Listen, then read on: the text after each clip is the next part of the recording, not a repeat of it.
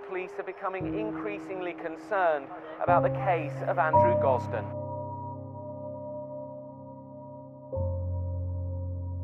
Is an intelligent 14-year-old, and he disappeared 2 weeks ago.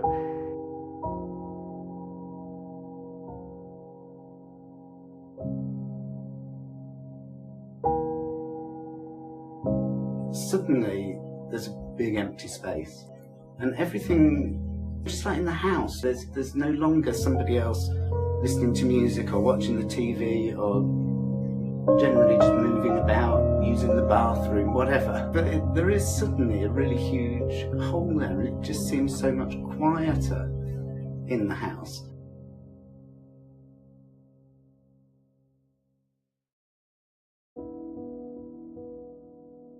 Andrew Gosden was born the 10th of July 1993 and lived in Doncaster, England. He is the son of Kevin and Glenys Gosden and has a sister, Charlotte.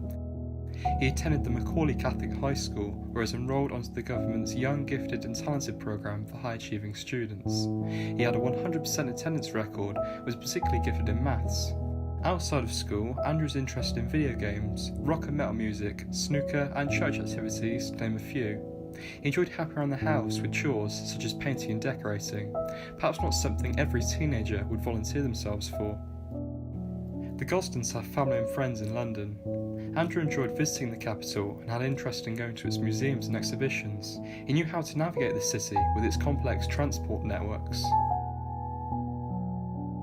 The morning of Friday the 14th of September 2007 seemed like any normal school day for 14-year-old Andrew. He woke up a little later than usual and slightly grumpy, but still, nonetheless, got dressed for school and said goodbye to his parents. As far as they were concerned, he had taken his bus to school as usual and was safe and well. Later that evening, Kevin, Glenys and Charlotte returned home. As the family sat down, Andrew didn't appear when called for dinner, the Gosdens initially thinking Andrew was just with a friend and had lost track of time. This still was slightly unusual, as Andrew would always let someone know where he was going. After making some phone calls, the family found out that he had missed school, ruining his attendance record.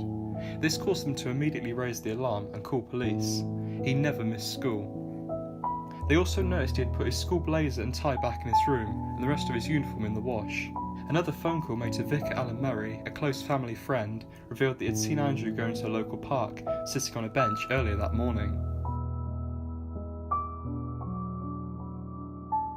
A neighbour had a security camera positioned at the front of his house, showing Andrew returning home moments after the family had just left for work. It then captured Andrew leaving the house again, but this time instead wearing his black slipknot t-shirt and jeans.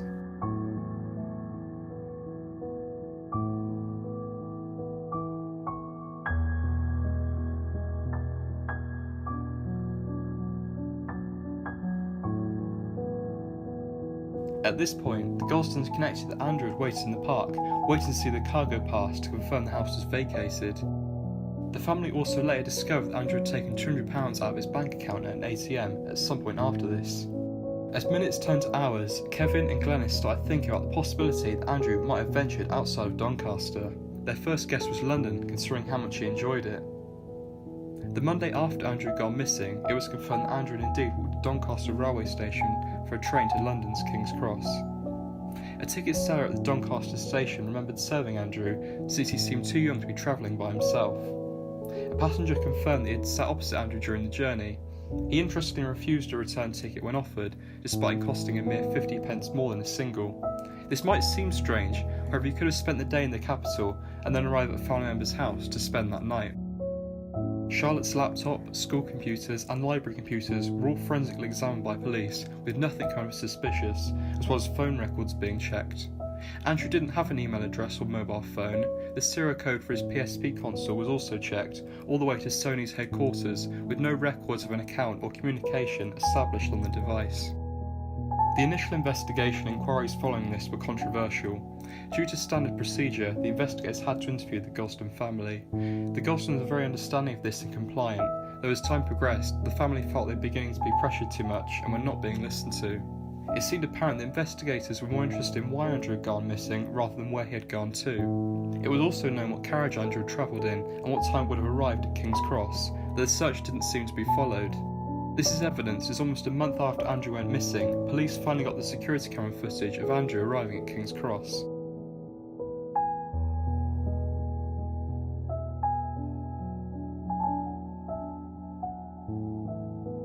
Sadly, this frames the final image captured of Andrew. He didn't appear to take a coat or sweatshirt with him in case it was cold. It is confirmed that he had taken his PSP console without the charger, wallet and keys in his bag, as no other possessions were able to be identified as missing. The footage sadly does not show the mode of transportation Andrew decided to take after leaving King's Cross. Footage from the buses and adjacent tube station wasn't even requested. Considering buses were free for children at the time, this remains a high possibility as a mode of transport that could have been used after Andrew left King's Cross. Many security cameras were wiped after 2 weeks and some a month, so sadly most was deleted before being examined. Following this, Kevin felt the investigators were trying to scapegoat and blame him for his son's disappearance, an attempt to cover the flaws of the investigation. At this point, the pressure of his son going missing and the forced investigation were not helping. Kevin decided that it would be better if he was out of the way. This led Kevin to attempt to end his own life. By pure coincidence, Alan, the same vicar who had seen Andrew in the park on the day he went missing, was coming to drop some food off at the Gosden household. He heard the crash as Kevin hung himself from the upstairs balustrade and ran back to get the spare key. Kevin was pulled down and taken to the local hospital, where he regained consciousness several hours later. If it wasn't for Alan appearing at the second of the sound of the crash, this would have had a different outcome. To say the least, missing persons situations are extremely difficult for the loved one's family. Understandably, many families are delicate, and approaching the media and press is very daunting, especially in the immediate aftermath. Despite this, the Gosden family have tried to broadcast their plea to as many media platforms as possible, both to raise awareness of Andrew, but to also raise awareness of missing people in general. One of the first charities to help the Gosden family was the UK charity Missing People. Missing People help the loved ones of those who have run away and people who might be thinking of running away. They offer a 24-hour free confidential helpline 116000 to anyone who might need help or some advice. They can also help pass on a message from a missing person to their family in case they might not want to get back in touch for any reason.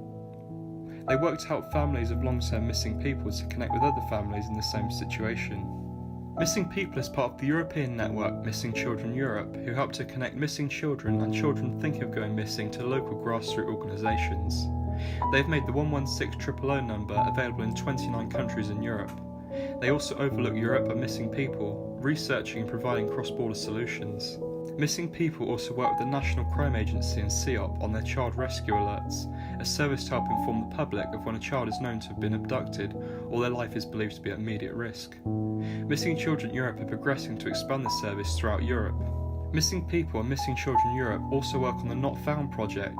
This project automatically places information of a missing person on every page not found of a website. This includes both short-term and long-term cases. The project is currently being used by over 5,000 websites and growing. Andrew features on it as well.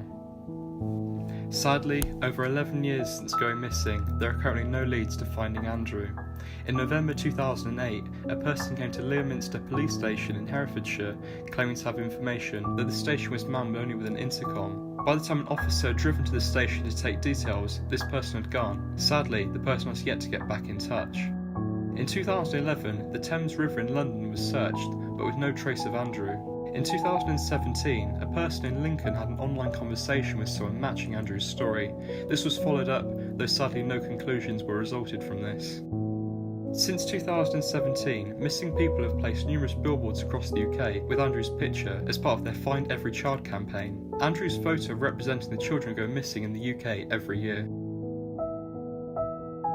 Andrew's website remains updated with information about Andrew, the work of the Gosden family and Missing People. The Facebook group and Twitter page remain very active, being updated numerous times a day. The Gosden family are always working to find Andrew, as well as help organisations who have helped them along the way. The light in the hope of finding Andrew still shines.